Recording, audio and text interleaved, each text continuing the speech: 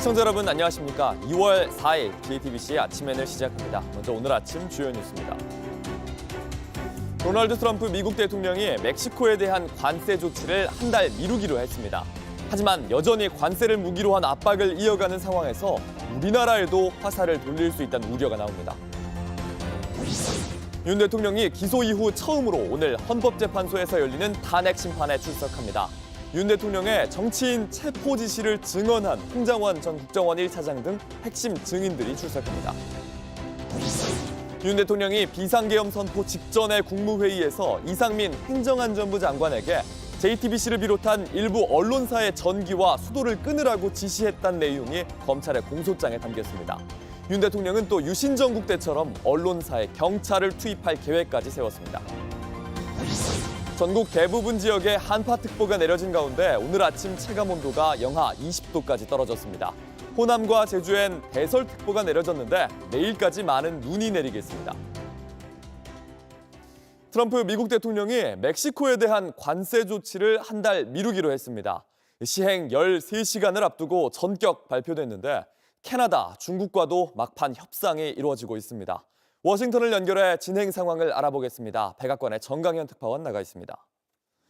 정 특파원, 그야말로 전격적인 유예 방침이었습니다. 어떻게 합의가 된 건가요?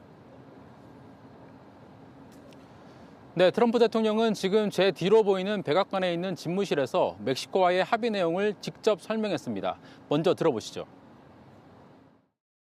And they've agreed to put in 10,000 soldiers permanently, like forever, 10,000 soldiers at their side of the border and stop fentanyl and illegal aliens from coming into our country.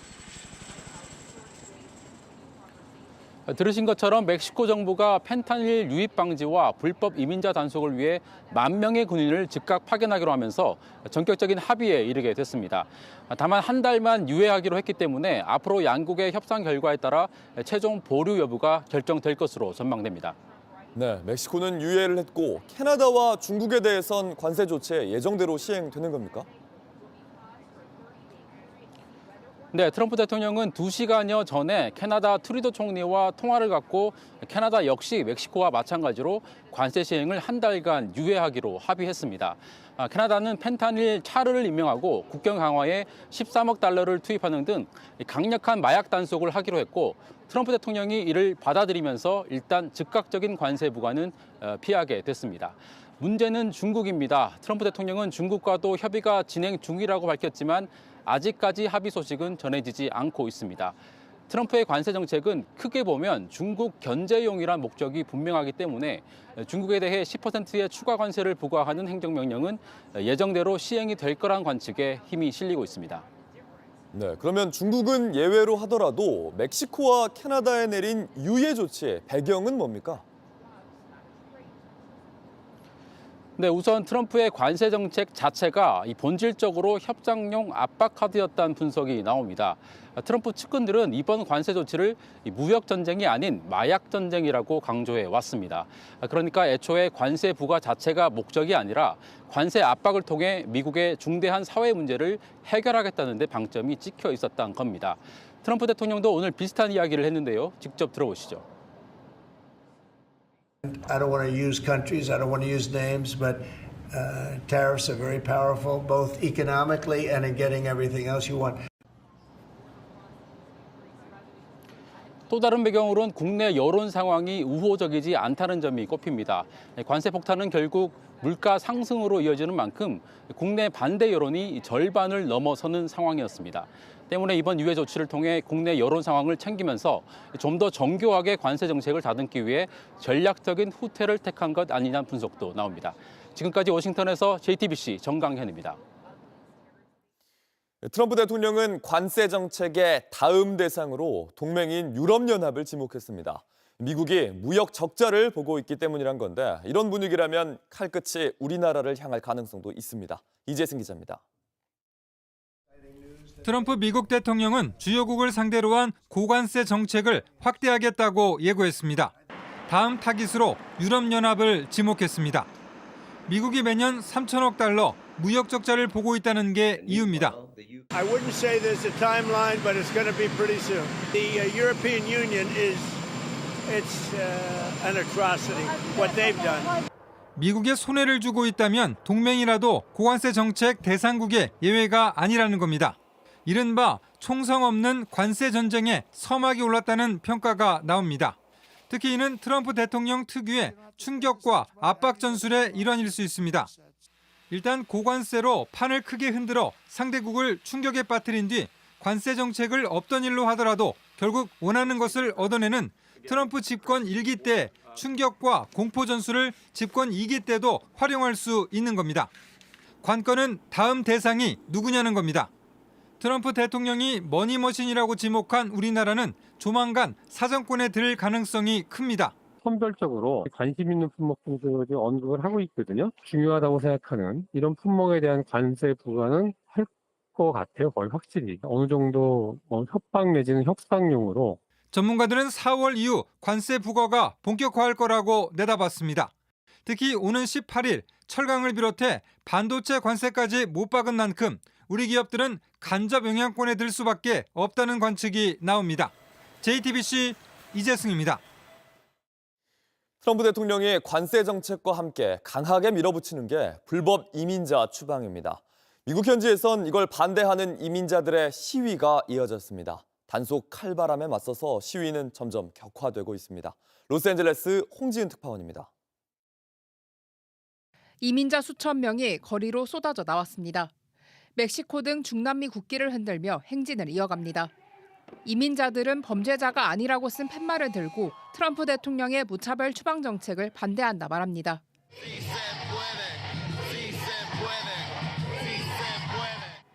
특히 불법 이민자들이 많은 것으로 알려진 로스앤젤레스에서는 시위 규모가 커지는 양상입니다.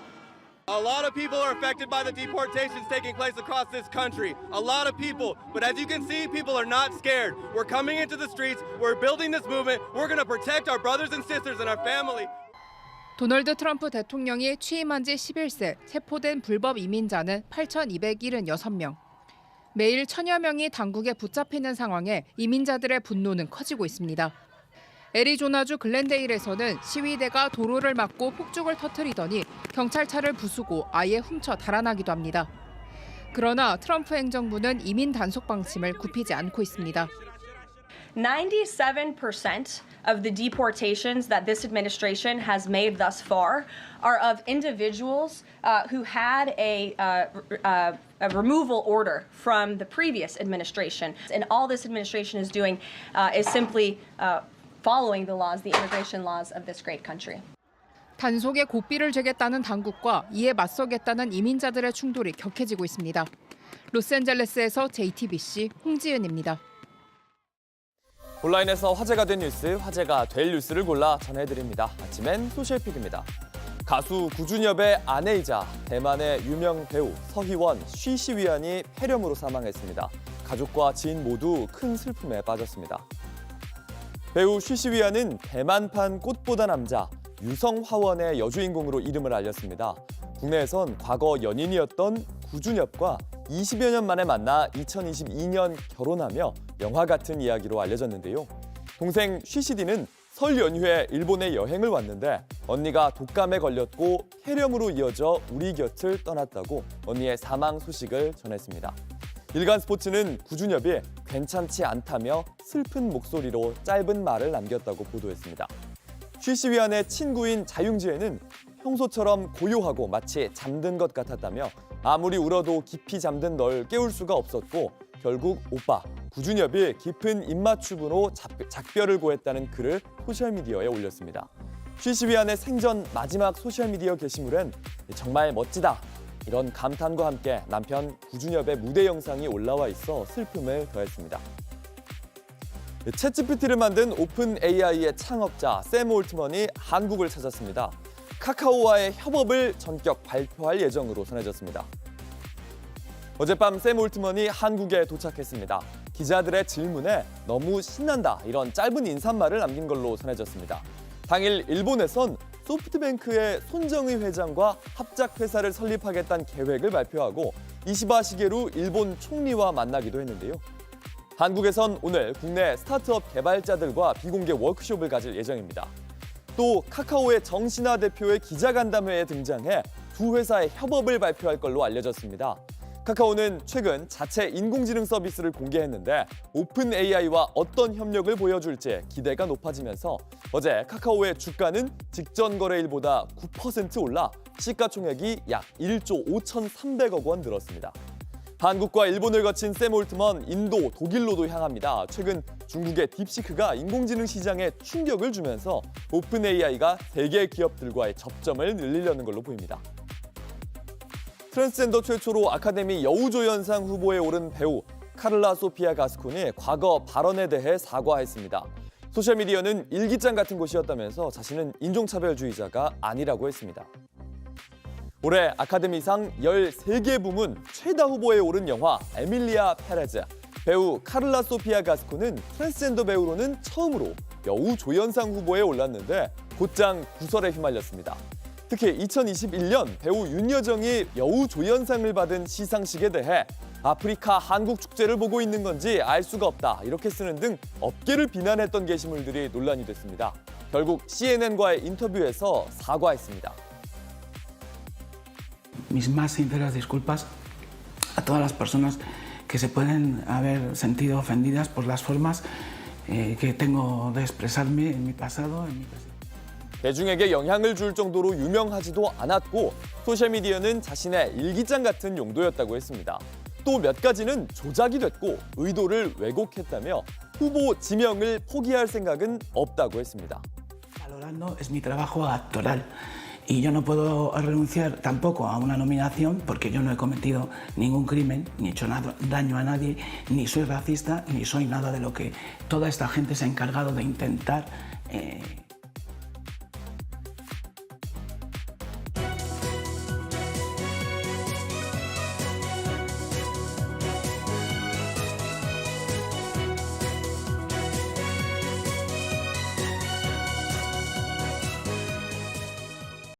오늘 출근길 정말 단단히 준비하셔야겠습니다. 한파특보가 내려진 가운데 체감온도가 영하 20도까지 떨어졌습니다. 홍대 입구역 인근에 취재기자가 나가 있습니다. 황예린 기자, 코끝이 빨간데요. 지금 날씨 춥습니까? 네, 이곳 홍대 입구역 근처에 출근길에 나서는 시민들로 도로가 북적이고 있습니다. 보시는 것처럼 모두 중부장을 하고 발걸음을 빠르게 재촉하고 있습니다. 그래도 춥습니다. 제가 1시간 전쯤부터 이곳에 나와 있는데 이렇게 단단하게 채비를 했는데도 추위를 막지는 못했습니다. 오늘 서울의 아침 기온은 영하 12도로 예보됐습니다. 여기에 칼바람까지 더해지면서 체감 온도는 냉동고보다 낮은 영하 20도 안팎으로 떨어진 상태입니다. 전국적으로 오늘 아침 최저 기온은 영하 18도에서 영하 4도를 나타나겠습니다. 네, 어제부터 정말 이 추위가 매서워졌는데 앞으로도 계속 춥습니까? 네, 현재 전국 곳곳에는 한파특보가 발효됐습니다. 서울 동부권에는 올 겨울 들어 처음으로 한파경보가 내려졌고요. 제주 이외의 전국 대부분 지역에 한파주의보가 내려졌습니다. 한낮에도 서울을 비롯한 중부 지역을 중심으로 계속 영하권에 머물 예정입니다. 서울의 오늘 낮 최고 기온은 영하 6도, 대전은 영하 2도로 나타나겠습니다. 이번 추위는 북극에서 흘러들어온 찬 공기가 우리나라까지 오면서 더 강해진 건데요. 이번 한파는 모레까지 이어질 전망입니다. 내일도 오늘처럼 춥겠고요. 모레는 낮부터나 중부지방을 중심으로 기온이 영상권으로 회복될 전망입니다. 네, 또 눈이 온다는 소식도 있다고요? 네, 오늘부터 모레까지 서해안과 전라권, 제주도를 중심으로 많은 눈이 내리겠습니다. 기상청은 전북 서해안과 내륙엔 최대 30cm 이상, 충남 서해안은 최대 15cm 넘는 눈이 쌓일 것으로 내다봤습니다. 또 제주에는 40cm 이상까지, 울릉도와 독도에는 최대 50cm 이상까지 눈이 내릴 것으로 예보됐습니다. 또 눈은 모레 오후부터 서울 등 내륙을 중심으로 확대돼 5cm가량 쌓일 것으로 보입니다. 이러한 한파 속에서 눈과 함께 일부 비까지 내리면서 빙판길 유의하셔야겠습니다. 지금까지 홍대 입구역 인근에서 JTBC 황예린입니다. 오늘 헌법재판소에선 5차 탄핵 심판이 열립니다. 윤 대통령이 기소 이후 처음으로 참석합니다. 다 잡아들여서 싹 정리하라 이렇게 대통령이 직접 지시했다고 증언한 홍장원 전 국정원 1차장 등 핵심 증인들과 윤 대통령이 마주하게 됩니다. 조민준 기자입니다. 홍 전 차장은 12.3 내란 사흘 뒤 국회에 출석해 정치인 체포를 폭로했습니다. 하여튼 이번에 다 잡아들여서 싹 다 정리해라라고 말씀하셨습니다. 정치인 체포에 대한 첫 증언이었는데 이후 홍 전 차장은 일관된 입장을 보였습니다. 이에 대해 윤 대통령 측은 홍 전 차장의 통화 기록을 달라고 헌재에 요청했습니다. 명의자가 누구인지 비상계엄 선포 당일인 12월 3일부터 지난달 23일까지 통화와 문자, 수신, 발신 내용을 요청한 겁니다. 홍 전 차장이 다른 정치인들과 연락했는지 파악해 윤 대통령 지시 증언이 오염됐다는 걸 증명하려는 시도로 보입니다. 하지만 체포 관련 증언은 방첩사 관계자들, 경찰 수뇌부의 진술과도 일치합니다. 오늘 신문엔 이진우 전 수도방위 사령관도 나옵니다. 이 전 사령관은 총이라도 쏴서 문을 부수고 끌어내라. 2번, 3번이라도 계엄하면 된다는 윤 대통령의 지시를 직접 받았다고 검찰에 진술했습니다. 계엄 전 윤 대통령과 여러 차례 만났고 내란 3인자로 지목된 여인영 전 방첩사령관도 나와 윤 대통령의 지시를 증언할 예정입니다. 모두 국회 봉쇄와 정치인 체포조 운영 의혹과 관련된 핵심 증인들입니다. 윤 대통령은 국회의원을 끌어내란 지시와 체포 지시를 하지 않았다고 주장해온 만큼 김용현 전 장관을 상대로 했던 것처럼 이들을 직접 신문할 가능성이 큽니다. 다만 이진우 여인영 전 사령관은 내란 관련 형사재판에 불리하게 작용할 수 있다는 이유로 증언을 거부할 수 있다는 관측도 나옵니다. JTBC 조민중입니다. 내란 우두머리 혐의로 기소된 윤석열 대통령의 공소장에는 윤 대통령이 김용현 전 국방부 장관과 계엄 준비 상황을 논의한 내용이 구체적으로 담겼습니다. 투입 가능한 병력이 1,000명 정도라는 보고에 윤 대통령이 그 정도면 국회와 선관위에 투입하면 되겠다 이렇게 지시한 내용도 있었습니다. 먼저 윤정주 기자입니다. 12.3 내란 사태 이틀 전 윤석열 대통령은 김용현 전 국방장관을 불렀습니다. 자리에서 윤 대통령은 국회가 검사들과 감사원장을 탄핵시키고 예산안을 삭감하는 등 사법과 행정을 마비시키고 있다며 국가 비상대책을 강구해야 한다고 했습니다. 그러면서 김 전 장관에게 지금 비상계엄을 하게 되면 병력 동원을 어떻게 할 수 있냐고 물었습니다. 김 전 장관은 수도권 부대에서 2, 3만 명 정도 동원돼야 하는데 소수만 출동하면 특전사와 수방사 3에서 5천 명이 가능하다고 답했습니다. 그러자 윤 대통령은 경찰력을 우선 배치하고 군은 간부 위주로 투입하는 방법을 이야기하면서 간부 위주로 투입하면 인원이 얼마나 되느냐고 묻습니다. 김 전 장관은 수방사와 특전사 등 1,000명 미만이라고 답했고 윤 대통령은 그 정도 병력이면 국회와 선관위에 투입하면 되겠다고 합니다. 윤 대통령 측과 김 전 장관은 탄핵심판 변론기일에 출석해 내란 당일 국회에 투입된 병력은 280명이라고 주장했습니다. 증인은 250명 가지고는 국회의 질서를 유지하고 경기하기에는 너무 부족하다라고 얘기했더니 대통령이 30명을 더 추가해서 280명으로 정했고. 네, 그렇습니다. 예. 하지만 윤 대통령 공소장엔 김 전 장관이 병력 1,000명을 보고했고 윤 대통령이 이들을 국회와 선관위에 투입하라 지시한 사실이 분명히 담겼습니다. JTBC 윤정주입니다.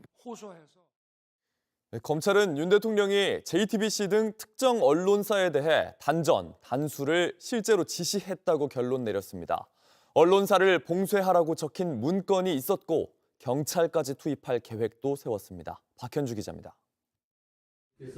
비상계엄 선포 직전 국무회의에서 윤 대통령은 이상민 행정안전부 장관에게 JTBC를 비롯한 일부 언론사의 전기와 수도를 끊으라 지시했다는 의혹을 받았습니다. 이상민 전 행안부 장관으로부터 경찰이 주요 언론사를 단전 단수할 테니 소방청이 협조하라는 지시를 받은 적 있죠. 언론기관 5곳입니다. JTBC 들어가죠? JTBC 들어갑니다. 그런데 윤 대통령 공소장을 확인한 결과 검찰은 실제 이런 지시가 있다고 판단했습니다. 검찰에 따르면 윤 대통령은 지난해 12월 3일 비상계엄 선포 전 대통령 집무실에 있던 이 장관에게 특정 언론사의 전기와 수도를 끊으라고 지시했습니다. 그러면서 24시경 언론사를 봉쇄해 소방청을 통해 단전 단수하란 문구가 기재된 문건을 보여준 것으로 드러났습니다.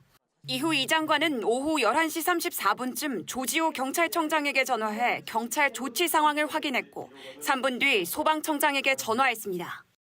이때 JTBC를 비롯한 언론사에 경찰이 투입될 것인데 협조 요청이 오면 조치해달라고 지시한 것으로 나타났습니다. 윤 대통령이 비상계엄 선포 후 현 정부의 비판적인 언론사를 봉쇄하려고 했다는 의혹이 검찰 수사를 통해 확인된 겁니다. 또 윤 대통령은 이 장관뿐만 아니라 다른 국무위원들에게 비상계엄 선포 후 취해야 할 조치 사항을 문서로 출력해 교부할 수 있도록 미리 준비한 것으로 드러났습니다. JTBC 박현주입니다. 매년 낙동강을 덮치는 녹조. 이 녹조의 독소 성분이 주변 주민들의 코 속에서도 검출됐다는 환경단체의 조사가 나왔습니다. 공기 중에 떠다니던 녹조 알갱이가 인체의 호흡기로 들어간 건 아닌지 의심이 되는데 오래 노출되면 치명적입니다. 이한길 기자입니다. 강이 온통 초록색 물감을 풀어놓은 듯합니다. 취수장 입구까지 들이닥친 녹조는 물을 뿌려도 잦아들 기미가 보이지 않습니다. 기록적인 폭염이 덮쳤던 지난해 여름 낙동강 모습입니다. 이런 녹조는 우리가 마시는 물에만 영향을 주는 게 아니었습니다. 한 환경단체가 낙동강 근처 2km 이내에 사는 주민 97명을 조사했습니다. 절반에 가까운 사람들의 코 속에서 녹조 독소가 검출됐습니다.